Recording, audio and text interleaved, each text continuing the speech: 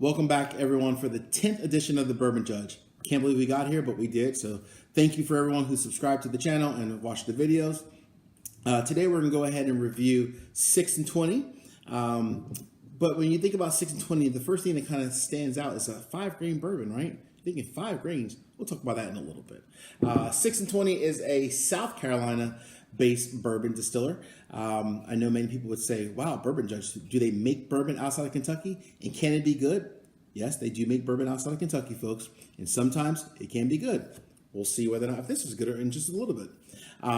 But 6 and 20, again, they make obviously this bourbon, make some other whiskeys, like an oat-based whiskey, and they also make even like a vodka as well. So cool thing is they're doing everything there. They're fermenting it, they're distilling it, they're bottling it, everything. So nothing's sourced outside and then shipped to South Carolina. They're doing it all on site. So another cool thing, they are also using all grains from like locally within South Carolina. So they're giving back to the Carolinas. Good job. But when you think about this bourbon itself, so a couple of things I'll call out. Number one, the proof is 90, so it's 90 proof. It doesn't show it on the bottle, but here's the bottle, and there's the back. It doesn't show it on there, but their age, they say that it's about 2 years, which makes sense. You can tell in the color, it's like a mid to light brown. If you try this bourbon and you end up liking it, I will say from an availability standpoint, it's starting to become a bit more popular. I'm seeing it more and more as I travel. So I live in the Northeast. As I travel to Washington and D.C., Washington, D.C., that is, sorry, Virginia, you're starting to see it more and more. New Jersey, more and more, becoming more and more, I guess, out there or available, which is a good thing, right? And then the price point is about $40. So not too bad from the price point. Won't really hurt the wallet too bad. And then I think the last thing I would say about this bourbon is, going back to the whole fifth grain concept, right? So why is there 5 grains? When you think of bourbon, number one, always to have 51% base corn. And then the other 3 primary ingredients are a combination of rye, wheat, and or barley as well, right? But for them, they wanted to change it up, and they decided to add in a 5th grain, which is, of course, good old rice. So very different, very unique, but we'll see whether or not if it's good or not. So let's go ahead and get into the nose a little bit. Let's see what we're smelling. Off the bat, it smells a little sweet. You smell honey,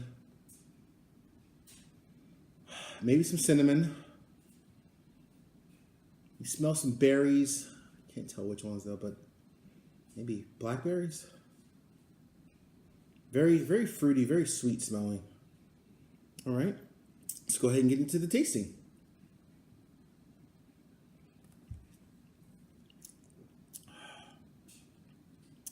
Nice, okay. So it's definitely smooth, clean down the palate, right? You definitely do pick up the honey as you're going down. I also pick up, like I said, some berries. I think it's more like actually blackberries than blueberries.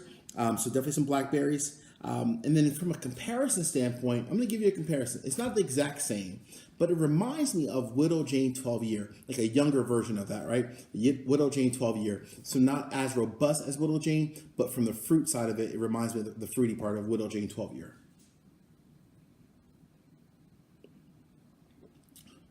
Not bad. So very smooth, very clean. This is one, I guess, if you end up liking it, it's one where you would say, it's a little bit cleaner, smoother going down. There's really very, very little burn, honestly, and very fruity, very sweet almost in a way. So that's definitely probably the element of the 5th grain. You kind of change it up a little bit. So you say, Bourbon Judge, is this worth $40? Is this one that I should pick up, I should buy, I should drink, and will I enjoy it? So here's my verdict. The verdict is in. This, to me, is a buy. The reason why is that for only a 2-year age bourbon, I think it has great complexity in terms of the taste, but then also when you look at the quality of the product, they're adding in a 5th grain to kind of change it up a little bit, and then also the quality of it, and then looking at the price of it as well, is one to kind of add to the collection, to kind of change it up and get away from the normal bourbons that you think about and you see each and every day.